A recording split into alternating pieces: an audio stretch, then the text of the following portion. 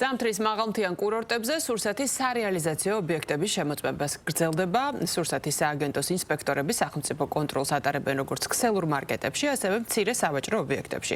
დაცული არის თუ არა სურსათის რეალიზაციის და განთავსების პირობები, ვადები, ტემპერატურული რეჟიმები. მომხმარებლისთვის სურსათის შესახებ ინფორმაციის მიწოდების წესები, რაც ითვალისწინებს ეტიკეტზე სურსათის დასახელების, ინგრედიენტების, მათ შორის ალერგენტებისა და გამოყენების პირობების დატანას. გარდა ამისა, ეტიკეტზე მითითებული უნდა იყოს სურსათის მწარმოებელი, დისტრიბუტორი, ბიზნეს ოპერატორი, მისამართი, სურსათის წარმოშობის ქვეყანა, ინფორმაცია კვებითი ღირებულების შესახებ და დამზადების თარიღი. სურსათის ეროვნული სააგენტო სურსათის სარეალიზაციო ობიექტებს ქვეყნის მასშტაბით მთელი წლის განმავლობაში ამოწმებს. სახელმწიფო კონტროლს გავდივართ და ვაკონტროლებთ სურსათის ხარისხს.